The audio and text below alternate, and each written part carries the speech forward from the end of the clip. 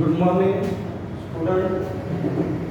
આપણે ગયા લેક્ચરમાં આર્થિક વૃદ્ધિ અને આર્થિક વિકાસ જે પાઠ છે એની આપણે ચર્ચા કરી હતી. વિકાસનો અર્થ, આર્થિક વૃદ્ધિ અને વિકાસનો તફાવત. હવે આપણે એ જ પાઠને ટેક્સ્ટબુકની અંદર સમજીશું, કારણ કે અલ્ટિમેટલી મેં તમને કીધું જ આપણે ટેક્સ્ટબુક વાંચવાની હોય છે. તો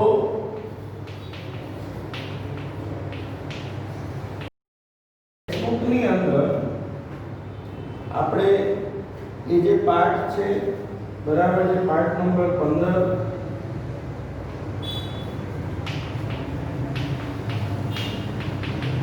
એ સમજીએ છીએ.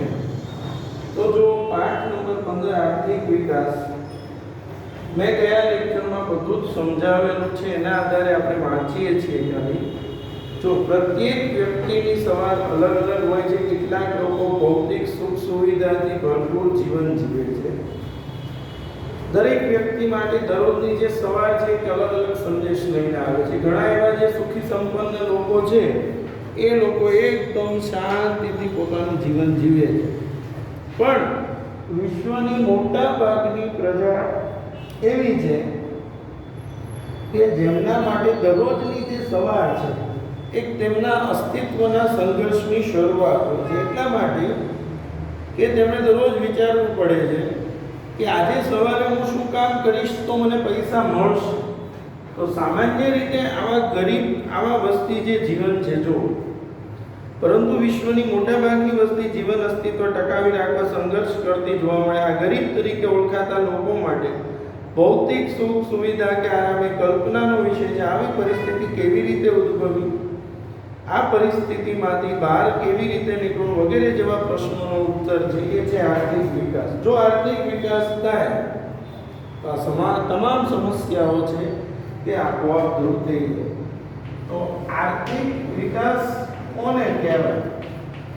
ગયા લેક્ચરમાં મેં તમને સમજાવ્યું હતું. આજના આધુનિક યુગમાં વિશ્વનો પ્રત્યેક દેશ વિકાસ માટે પ્રયત્નો કરે, પરંતુ વિકાસ એ માત્ર આર્થિક જ નહીં, અનેક પાસા ધરાવતી સામાજિક પરિવર્તનની પ્રક્રિયા છે. હવે આર્થિક વિકાસ એ કોઈ પણ દેશની, બરાબર છે, રાષ્ટ્રીય આવકમાં થતો સતત વધારો દર્શાવે છે. આર્થિક વિકાસ એટલે દેશની રાષ્ટ્રીય આવકમાં સતત વધારો થવો. ગયા લેક્ચરમાં બધું જ કીધેલું છે. રાષ્ટ્રીય આવકમાં સતત વધારો થવો, માથાદીઠ આવકમાં વધારો થવો,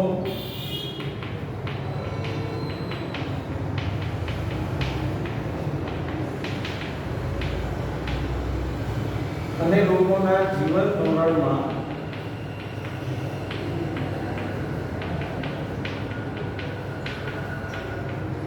સુધારો થવો. આ બાબતને આર્થિક વિકાસ કહે છે. રાષ્ટ્રીય આવક વધે, માથાદીઠ આવક વધે ને જીવન ધોરણ સુધરે તો તેને આર્થિક વિકાસ કહેવામાં આવે છે. દેશની કુલ આવક, હવે રાષ્ટ્રીય આવક કોને કહેવાય? તો કે દેશની કુલ આવકને રાષ્ટ્રીય આવક કહે છે. તમને ગયા લેક્ચરમાં સમજાવેલું છે. દેશની કુલ આવકને રાષ્ટ્રીય આવક કહે છે. તો માથાદીઠ આવક કોને કહેવાય એ પણ સમજાયું છે. દેશની કુલ રાષ્ટ્રીય આવકને કુલ વસ્તી વડે ભાગીએ, કુલ રાષ્ટ્રીય આવકને કુલ વસ્તી વડે ભાગીએ એટલે માથાદીઠ આવક મળે છે. જ્યારે જીવન ધોરણ, તો કે જીવન ધોરણમાં લોકોને પ્રાપ્ત થતી સગવડો. જીવન ધોરણ એટલે લોકોને જે સુવિધા મળે, જેવી કે અનાજ, કપડાં, શિક્ષણ, આરોગ્ય, વાહન વ્યવહારની સુવિધા તેમજ રહેઠાણની સુવિધાનો સમાવેશ થાય છે. બરાબર છે. એટલે આર્થિક વિકાસ થયો છે એવું ક્યારે કહેવાય? દેશની રાષ્ટ્રીય આવક વધે, માથાદીઠ આવક વધે અને લોકોનું જીવન ધોરણ સુધરે તો આર્થિક વિકાસ થયો છે તેમ કહેવાય. અને જીવન ધોરણમાં શું આવશે? તો કે અનાજ, કપડાં, શિક્ષણ, આરોગ્ય, વાહન વ્યવહારની સુવિધાઓ, રહેઠાણની સુવિધાઓ વગેરે બાબતોનો સમાવેશ થાય છે. ભારતમાં આઝાદી પછી રાષ્ટ્રીય આવક અને માથાદીઠ આવકમાં સતત વધારો થવાથી હવે આપણા દેશમાં આઝાદી પછી રાષ્ટ્રીય આવક વધી, માથાદીઠ આવક વધી, અનાજ, કપડાં, વીજળી, શિક્ષણ, આરોગ્ય દરેક સુવિધામાં વધારો થયો છે. અગાઉની સરખામણીમાં ઉપરોક્ત જરૂરિયાત વધુ સારી રીતે સંતોષાય છે. આથી કહી શકાય કે ભારતમાં આર્થિક વિકાસ થઈ રહ્યો, કારણ કે પહેલા કરતાં આપણી જે જરૂરિયાતો છે સારા પ્રમાણમાં સંતોષાઈ રહી છે. હવે આર્થિક વૃદ્ધિ અને આર્થિક વિકાસ વચ્ચેનો તફાવત અહીંયા આપેલો છે. મેં તમને પહેલા જ સમજાવી દીધો છે ડિટેલમાં, બરાબર છે. આર્થિક વૃદ્ધિ અને આર્થિક વિકાસ નો તફાવત. તો સામાન્ય રીતે આર્થિક વૃદ્ધિ અને આર્થિક વિકાસ આ બંને શબ્દો વધારે દર્શાવે છે, પરંતુ બંને વચ્ચે કેટલાક તફાવતના કારણો જોવા જે નીચે મુજબ છે. પહેલું, વિકાસની પ્રક્રિયાના આધારે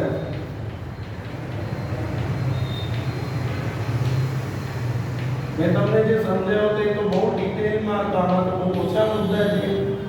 આર્થિક વિકાસ એ ગુણાત્મક અને વૃદ્ધિ એ પરિમાણાત્મક છે. વૃદ્ધિ એ પરિમાણાત્મક ફેરફાર છે, જ્યારે વિકાસ એ ગુણાત્મક. ખરેખર તો વિકાસમાં ગુણાત્મક અને પરિમાણાત્મક બંને આવે, પણ હવે ચોપડીમાં કુંડે કુંડે મથી ભીના 11 12 10 માં આવું છે, 12 માં બંને વસ્તુ આમાં આવે. એટલે વૃદ્ધિ એ પરિમાણાત્મક છે, જ્યારે આર્થિક વિકાસ એ ગુણાત્મક છે, બરાબર છે. પછી વિકાસ એ પ્રથમ અવસ્થા છે, બરાબર છે. વિકાસ એ પ્રથમ અવસ્થા છે,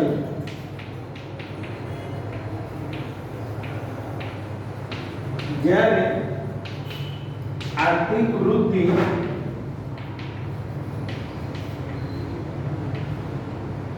એ આર્થિક વિકાસ પછીની અવસ્થા છે.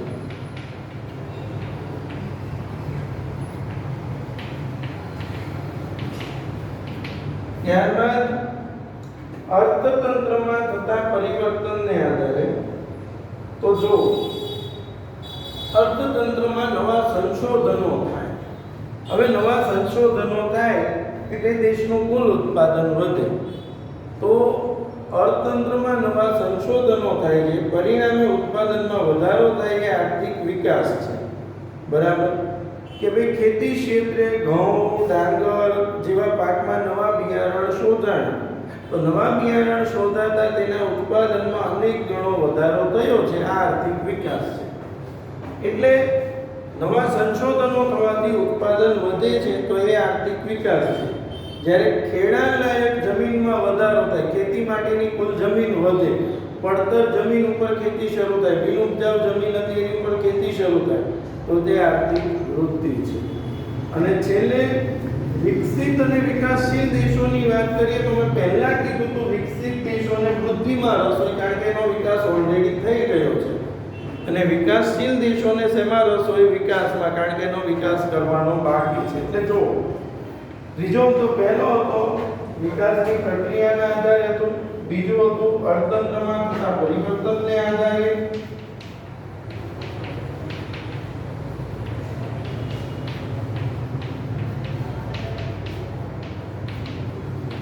અને ત્યારબાદ જે ત્રીજું છે વિકસિત અને વિકાસશીલ દેશોના સંદર્ભમાં, તો કે વિકસિત અને વિકાસશીલ દેશોના સંદર્ભમાં પણ બંને વચ્ચે તફાવત જોવા મળે છે.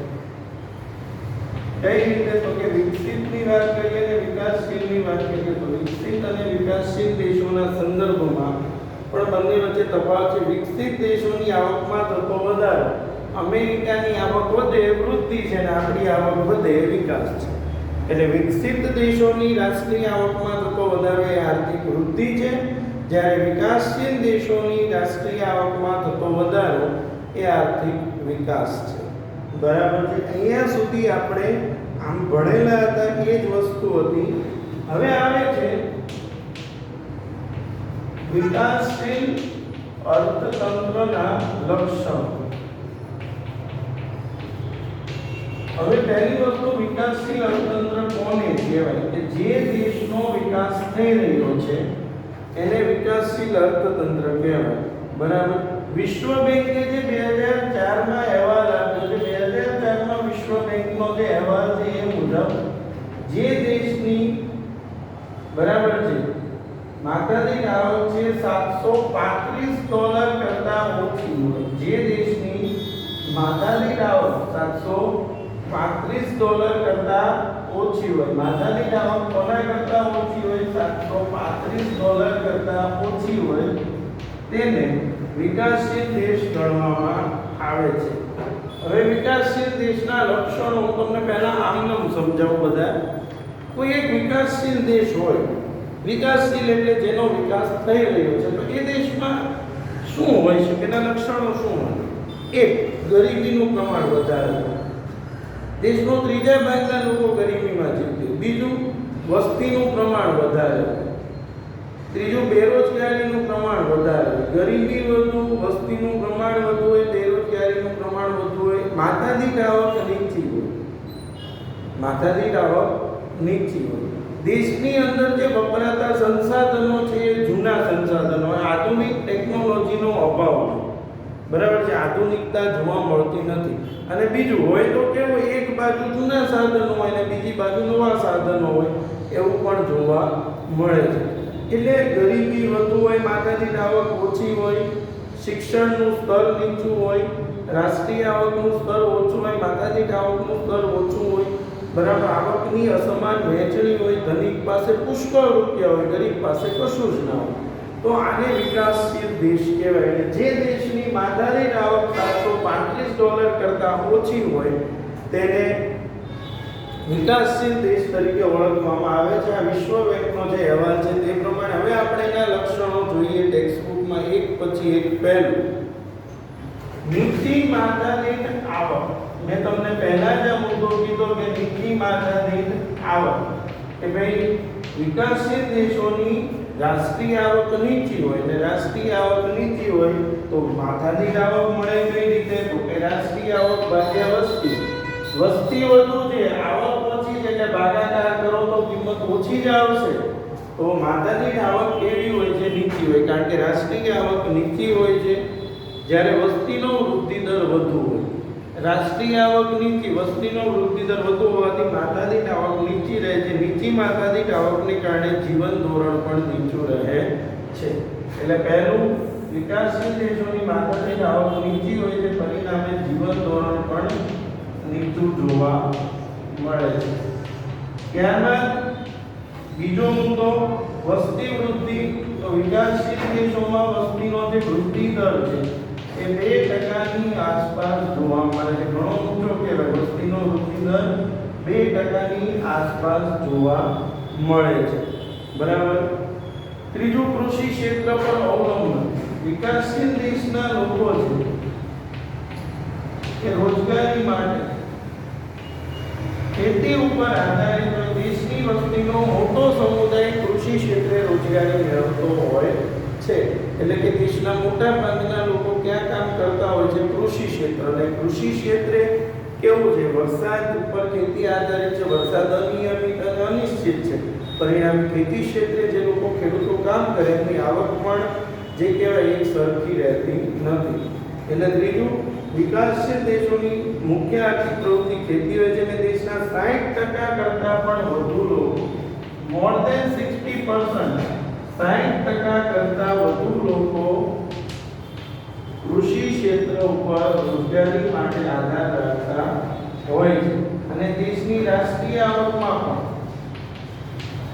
કૃષિનો ફાળો 25%.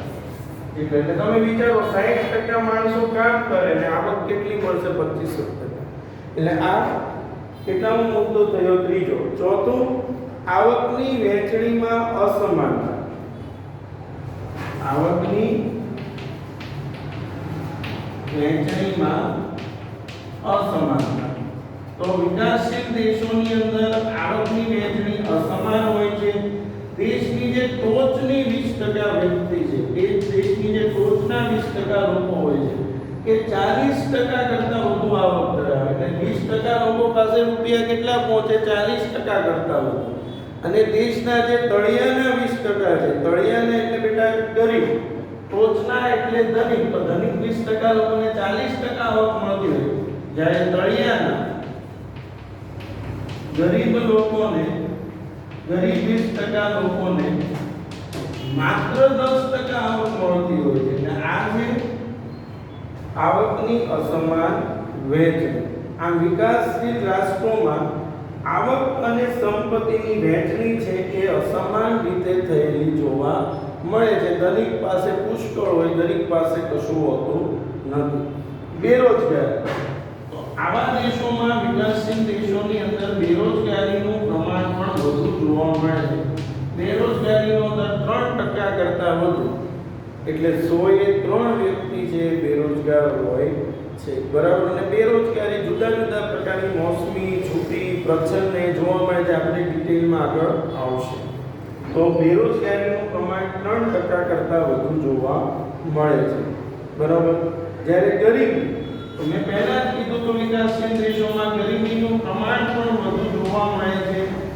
જે લોકો પોતાને ગરીબ કોને કહેવાય? Who is called the poor? The person who is not able to get his basic necessities like food, shelter and clothes.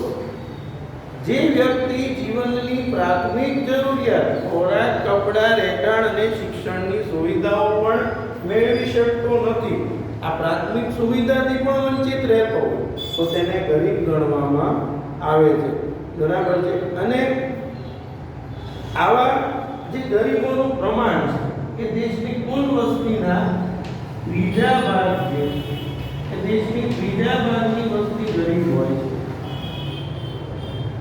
આ થયું છઠ્ઠું લક્ષણ. બરાબર. પછી 7મું દ્વિમુખી અર્થતંત્ર. દ્વિમુખી અર્થતંત્ર, તો વિકાસશીલ દેશોમાં દરેક જગ્યાએ દ્વિમુખતા જોવા મળે. દ્વિમુખી એટલે શું? એક બાજુ જૂની પુરાણી પદ્ધતિનો ઉપયોગ થતો હોય અને બીજી બાજુ આધુનિક પદ્ધતિનો ઉપયોગ થતો હોય. એક બાજુ ખેતીમાં બળદગાડા, હળનો ઉપયોગ થાય અને બીજી બાજુ ટ્રેક્ટર, ટ્રેલર અને થ્રેશર્સનો ઉપયોગ થાય. તો આને દ્વિમુખતા કહેવાય. તો વિકાસશીલ દેશોમાં દરેક ક્ષેત્રોમાં દ્વિમુખતા જોવા મળે છે. એક બાજુ જૂની પુરાણી ટેકનોલોજી, હળનો ઉપયોગ થતો હોય છે, ત્યારે બીજી બાજુ આધુનિક ટેકનોલોજીનો ઉપયોગ થતો જોવા મળે છે. એટલે વિકાસશીલ દેશોમાં અર્થતંત્રનું દ્વિમુખી સ્વરૂપ પ્રવર્તે છે. એક બાજુ ગ્રામ વિસ્તારમાં પછાત ખેત પદ્ધતિ, જૂની પુરાણી યંત્ર સામગ્રી, રૂઢિચુસ્ત સામાજિક માળખું, ઓછું ઉત્પાદન જોવા મળે. બીજી બાજુ શહેરી ક્ષેત્રમાં આધુનિક ઉદ્યોગો, નવી ઉત્પાદન પદ્ધતિ, આધુનિક યંત્રો તેમજ વૈભવી જીવનશૈલી જોવા મળે છે. પાયાની અપર્યાપ્ત સેવાઓ. પાયાની અપર્યાપ્ત સેવાઓ. પાયાની સેવાઓ જેવી કે શિક્ષણ, વાહન વ્યવહાર, સંદેશા વ્યવહાર, વીજળી, આરોગ્ય, બેન્કિંગ, આ બધી જે પાયાની સેવા છે, એવી સેવાઓનો વિકાસ ઓછો થયો. એટલે પૂરતા પ્રમાણમાં બધાને આ સેવા મળતી નથી. એટલે વિકાસશીલ દેશોમાં પાયાની જે સેવાઓ છે એ અપર્યાપ્ત માત્રામાં જોવા મળે છે. પૂરતા પ્રમાણમાં લોકોને બેન્કિંગ, વીમો, વાહન વ્યવહાર, સંદેશા, શિક્ષણ, આરોગ્ય, આ જે પાયાની સુવિધાઓ છે એ પૂરતા પ્રમાણમાં મળતી નથી. અને છેલ્લે આંતરરાષ્ટ્રીય વ્યાપારનું સ્વરૂપ. બરાબર છે. હવે તમે સમજો, આંતરરાષ્ટ્રીય વેપાર એટલે શું? એક દેશ બીજા દેશ સાથે જે વેપાર કરે એને આંતરરાષ્ટ્રીય વ્યાપાર કહેવાય.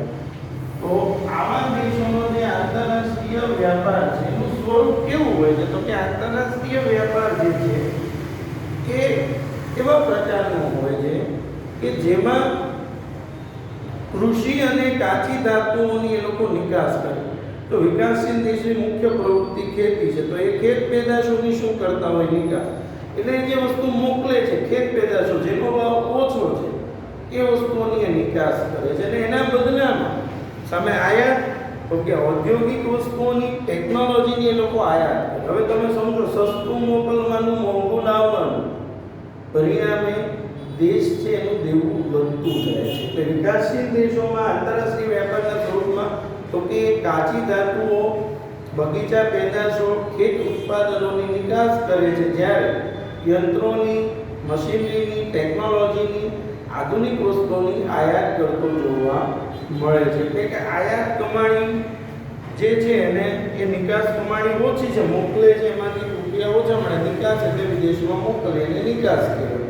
તો નિકાસમાંથી મળતી કમાણી ઓછી હોય છે અને આયાતની થતી ચૂકવણી વધારે હોય છે. પરિણામે વિકાસશીલ દેશ છે એ દેવામાં સતત ડૂબતો જાય છે. એટલે આ આપણે જે ભણ્યા એ હતું વિકાસશીલ અર્થતંત્રના લક્ષણો.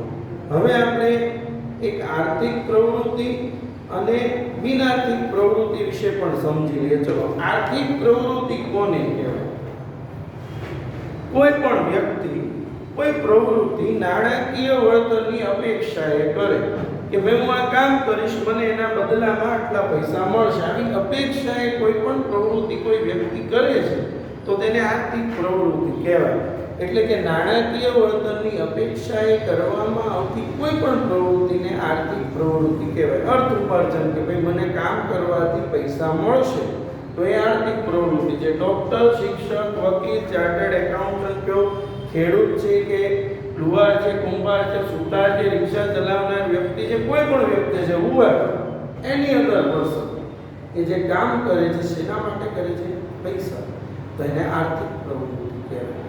જ્યારે જે પ્રવૃત્તિનો હેતુ આર્થિક વળતરનો હોતો નથી, પૈસાનો નથી, પણ સમાજ સેવા, દેશ સેવા છે, પ્રેમ છે, લાગણી છે, એના માટે તમે કોઈ પ્રવૃત્તિ કરો છો તો એ બિનઆર્થિક પ્રવૃત્તિ છે. દાખલા તરીકે કોઈ ભૂકંપ આવ્યો હોય અને ત્યાં લોકો દટાઈ ગયા હોય અને તમે ત્યાંથી બહાર કાઢો ને એમાં મદદરૂપ થાવ તો એ બિનઆર્થિક પ્રવૃત્તિ છે. સુનામી જેવી આફતોમાં લોકોને મદદરૂપ થાવ તો બિનઆર્થિક છે. એટલે જે પ્રવૃત્તિનો હેતુ સમાજની સેવાનો હોય, જેમ કે આ કોરોના વાયરસ ફેલાયો છે તો કોરોના વાયરસના કારણે ઘણા લોકો એવા હોય છે જેને ખાવા પીવાની તકલીફ હોય તો તેવા લોકોને તમે મદદરૂપ થાવ, ખાવા પીવાનું આપો છો, એ બિનઆર્થિક પ્રવૃત્તિ છે. એમાં કોઈ હેતુ નાણાં મેળવવાનો હોતો નથી. એટલે જે પ્રવૃત્તિનો હેતુ નાણાં મેળવવાનો હોય તેને આર્થિક પ્રવૃત્તિ કહે છે અને જે પ્રવૃત્તિનો હેતુ નાણાં મેળવવાનો હોતો નથી તેને બિનઆર્થિક પ્રવૃત્તિ કહે છે.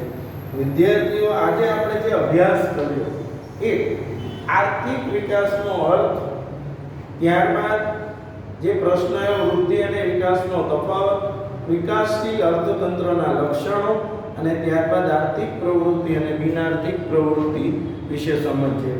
આજનો તમને આ વિડીયો પસંદ આવે લાઈક કરો, શેર કરો અને સબસ્ક્રાઇબ કરો. મારી જે YouTube ચેનલ છે શાહ જયેશ, બરાબર છે, જેથી તમને નવી અપડેટ્સ મળતી રહેશે. Thank you.